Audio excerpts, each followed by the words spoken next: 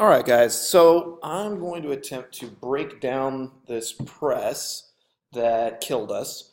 We had 18 turnovers in the first half. But I'm going to also try to figure out what can we learn from this press and steal for ourselves. So first, let's just analyze the basic press. So I've got a 2, 2, and the center is going to drift back here for a 2, 2, 1 press. Same press we run, but they run it a little more aggressive. So let's keep going here. So first thing, they're up in your grill when you catch the ball. So that's a lot more pressure than we're used to putting on it. And they're going to try to make this first trap at about the 3-point line extended. So the first guy comes up, and you can even see him there. Man, oh man, let's see if he does it again here. Of course he is, because I'm doing the video. I mean, he swings his arms up. I mean, he's ready for that play to go over his head. And he hasn't even thrown it, didn't even really look. And we get a tip ball here, and they're actually going to get all the way around to a secondary trap on this side. We almost get a second trap here, and we'll analyze this here in a second. Gets a tip on that pass and a steal. So, I mean, they got 2 traps out of 1 press. That's pretty good. All right, so let's analyze our side of this. All right, so did we run the press break or not? So we run it to the right first. I've got my sideline person here, my middle's cutting through, and my back. Now the person I'm missing is who's on this side, who's supposed to be down here. It looks like I've got 2 guys down here on the sideline. So we didn't get set up in the first place in the right place. So we do get the back, and I'm really glad that he kind of hung out in the middle here, but nobody sprinted over here to get open.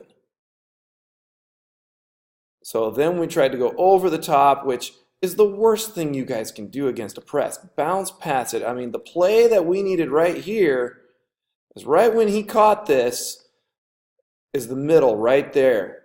That guy came up, should have been a bounce pass right there, or a bounce pass around the guy instead of over the top. And steal. Right, so this is a new press we haven't seen. I call it the Blue Devil press or the Duke press. Maybe we'll call it Zion because the guy's crazy right now. But it's a 1-2-2 press. And so basically these top 3 guys, the first closest 2 are going to try to trap. The next guy is going to try to take the middle away. And these guys are already set up for sideline and staying back. We might steal this. We'll definitely practice against it. All right, so he goes right. We get our sideline. He never once looked sideline. Instead, he looked right at the guy who's trying to keep him from going middle. Makes a good bounce pass across. Now, we totally missed it here. Right on this catch. My middle has him beat. Zip it to him right there. Missed him. Instead, we go cross court, which was a great decision now that first 2 decisions didn't happen. Sideline, middle, didn't happen. Great decision, found the open guy. And we'll just go from there. All right, so they go back to the 2-2-1 here. So we crisscross over and looks over the top and makes a terrible pass. Again, there's the over the top that we really don't want to do to break the press. All right, coming out of this one, they make the basket. We get it in quick, so we're trying to catch them off guard here a little bit. Their first 2 guys are already on it. My inbounder did not cut middle like he should. We try to go over the top again. Wish we'd have seen this guy here. But instead, we dribble through it, and actually that was one of our better ones. But we still didn't run the press break very well. All right, off of a make here. We get it in quick. Again, the inbounder doesn't go middle. He hangs back, and now we're going to try to go over the top again. Oh, nice pass fake. Over the top. Where does he go here? Nope, he dribbles through it and loses it. So what we did miss is this guy should have cut middle, and this guy should have come back to give him a third option. so that when he caught this here, I'd have had a third guy over here that if he took that dribble, he could have dished over, and then we'd have been off to the races. All right, that got in quick again, except we bobbled it. That didn't help matters. Again, inbounder, cut, middle. I need someone coming back. Instead, I've got two guys long. I've got my center and my second guard over here.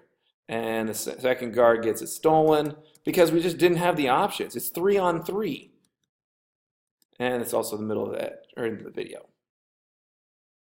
All right, back to that Zion Duke Blue Devil press.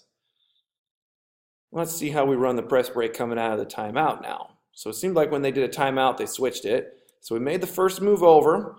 This guy's open here for just a second.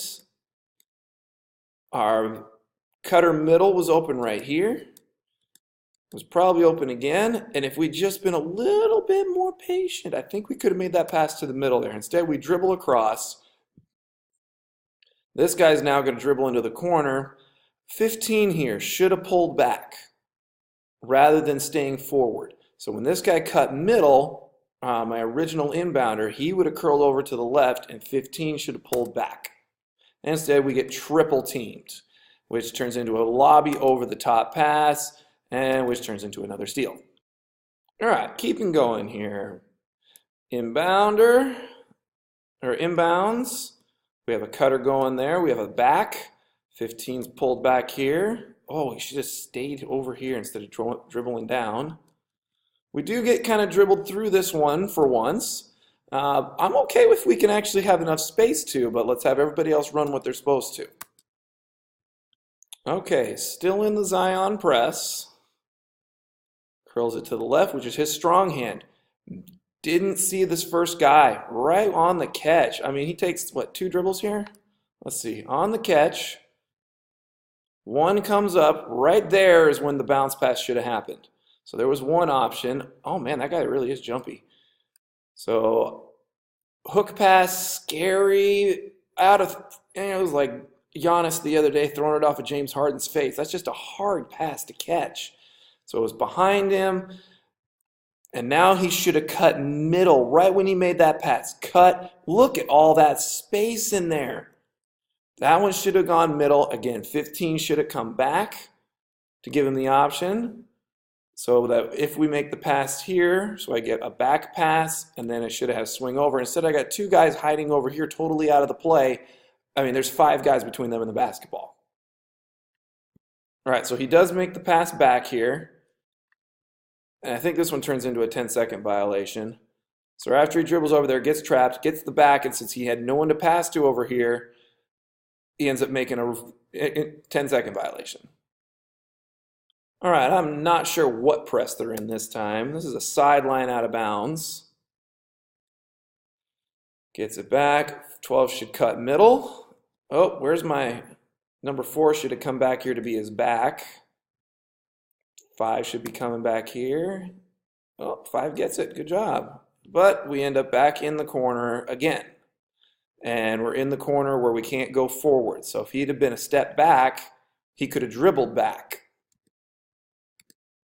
We also kind of missed, going over here. If 4 had been behind him, we could have made the pass to 4 right now. Would have been good too. So just not good decisions sometimes, and I know it's tough. Contrast, here's our press in comparison. So on the inbounds, there's 10 feet between this guy, and our second line is at half court. And as he comes in here, we get the first pass. I'd like this guy to be a step closer. 14 should be over more. 12 should be over more. Not bad.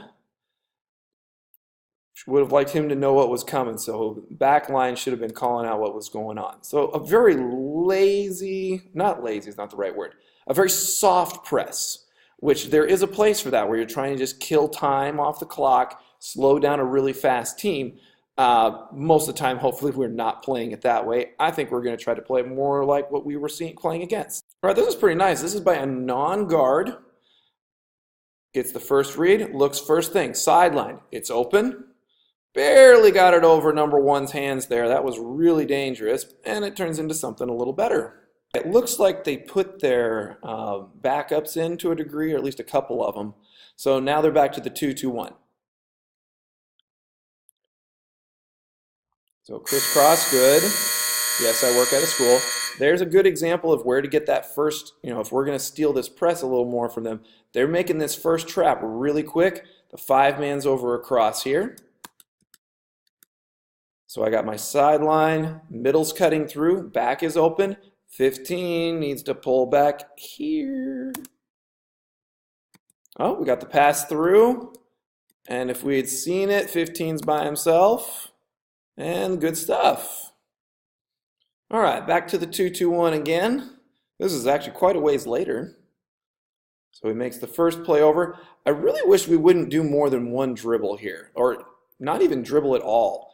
I mean, wait and see what they're going to do rather than dribbling right into the trap. So I had my sideline over there. Middle's cutting through. He doesn't even get a chance to see the middle. And my back guy's curling behind.